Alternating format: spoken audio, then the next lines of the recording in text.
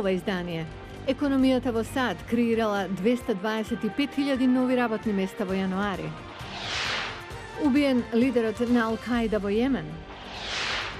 Конечните резултати од гласањето во Ајова ставаат двајца кандидати во водство. Останете со нас.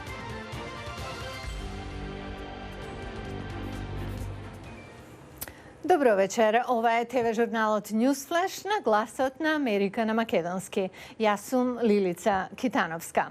Ова беше политички исклучително бурна недела. Започна со гласање во кокуси во Ајова и одолговлекување на резултатите што е без преседан. Во вторникот председателот се обрати до нацијата. Во среда беше ослободен од вина во судењето за импичмент. Се одржа и националниот молитвен појадок. А вчера Трамп зборуваше час и половина за пресудата по импичментот. И денес имаме податоци за состојбата на американската економија. Со тоа ги започнуваме вестите. Нови 225.000 вработувања имало во САД во јануари, објави Американскиот оддел за труд. Според податоците, половина милион луѓе барале работа во првиот месец од годинава, но вработување не добиле сите. Невработеноста во земјата пак од 3,5% во декември скокнала на 3,6% во јануари.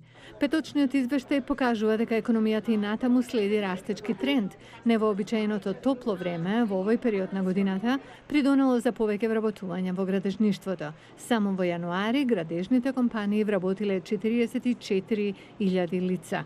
Според податоците, американските граѓани купуваат повеќе недвижнини, а конструкцијата на нови домови во декември пораснала на највисоко ниво за последниве 13 години. Председателот на САД Доналд Трамп ја потврди смртта на лидерот на Ал-Каида во Јемен при американски напад со дрон. Трамп рече дека при успешна антитерористичка операција бил убиен Часим Ал-Рими, основач и лидер на Ал-Каида на арапскиот полуостров, велејќи дека под негово лидерство било извршено насилство врз граѓаните во Јемен, а биле инспирирани и бројни напади против САД и американските војници. Поранешниот градоначалник од Индијана, Пит Бутиџеџ, и сенаторот од Вермонт, Берни Сандерс, добија речиси ист број делегати, откако вчера беа објавени резултатите од гласањето во Ајова. Бутиџеџ освои 26,2% од делегатите на Демократската партија, два повеќе од Сандерс, кој освои 26,1%. Сепак, Сандерс води според мнозинството гласови на населението во оваа сојузна држава. Среда е денот Д за собранието на Северна Македонија. Проблем е што парламентот не е ни близу до завршување на легислативната работа што стои на агендата. Владимир Мирчевски има повеќе за ова. Се намалува времето за усвојување на законот за јавно обвинителство до 12 февруари, денот кога е предвидено распуштање на парламентот. Спикерот вели дека има процедурална можност законот да се стави на седница до крајот на идната среда, но според Џафери само ако власта и опозицијата претходно ги усогласат ставовите. На крај на мандат, пред распуштање на собрание, да се отвори, само да би се отворила седница, а не усогласен предлог и да се претвори во театар, тоа немам намера.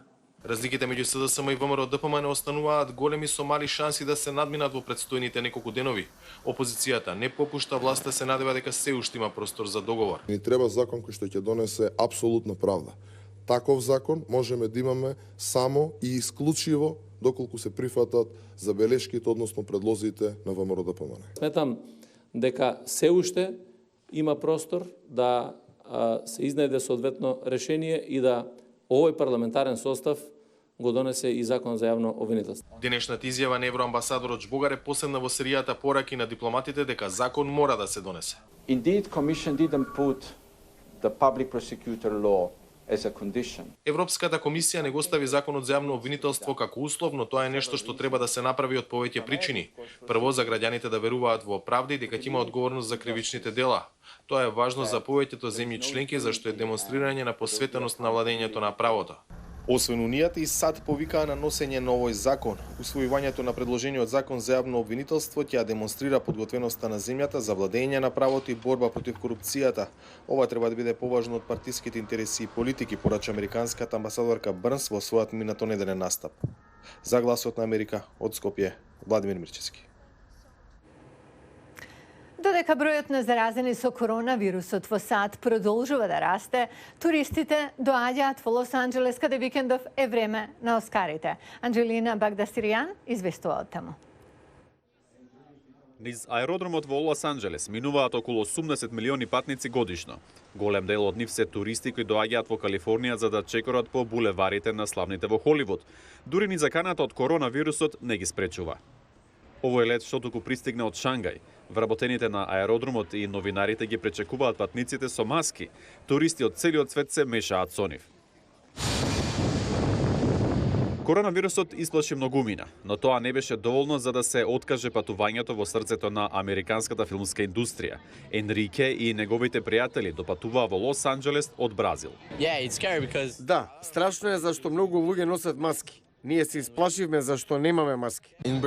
Во Бразил не се грижиме многу за тоа, но кога дојдовме овде, Деновиве на булеварот Холивуд, луѓето што носат маски се ретки како филмски звезди.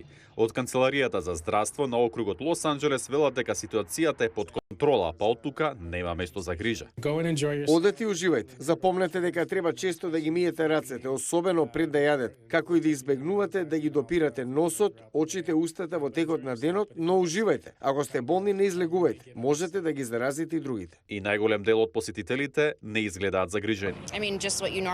Она што нормално го правите со вирусот на грипот. Мијте ги рацете, не делете пијалак со луѓе што не ги познавате и кога патувате со авион или на ново место држете дистанца.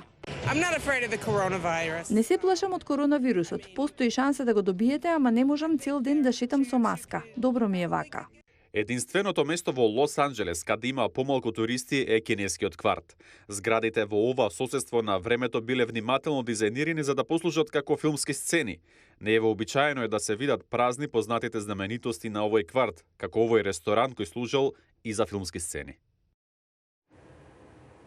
Само 2 од 20 актери номинирани за Оскари годинава се од малцинска група. Нема жена номинирана во категоријата за режија. За слабиот диверзитет на номинациите е прилогот на Пенелопи Пуло. И покрај ветувањето на Академијата дека ќе ги удвои номинациите за жени и припадници на малцинствата, 4-та година поред ниту една режисерка не е номинирана. Сентија Ериво е единствена актерка што не е бела е номинирана за најдобра изведба во Хариет. Други како Дженифер Лопес во Хаслерс, Лупита на Гонго во Ас, Еди Марфи во Dolomite is my name беа исклучени. Номинациите главно ги добија белци и мажи. 64% се мажи и 84% се белци. Синтија Фокс е извршна директорка за филм и видео студии при Универзитетот Џорџ Мејсон. Таа вели дека Академијата прави обиди, но недоволно. Долгогодишен проблем на Холивуд е само што не сака да инвестира во филмови за малцинства и за жени. Но Фокс потсетува на успехот во киносалите на Black Panther, Get Out, јужнокорејскиот Паразит, кој доби 6 номинации годинава.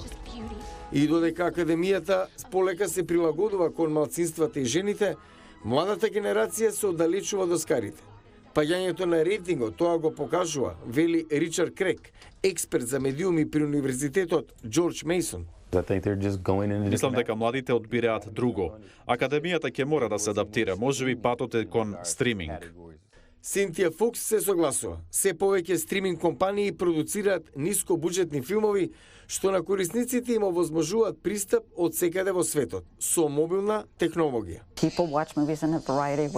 Луѓето гледаат филмови на различни начини и луѓето кои ги прават филмовите ги гледаат филмовите на различни начини. Не одат сите во кино.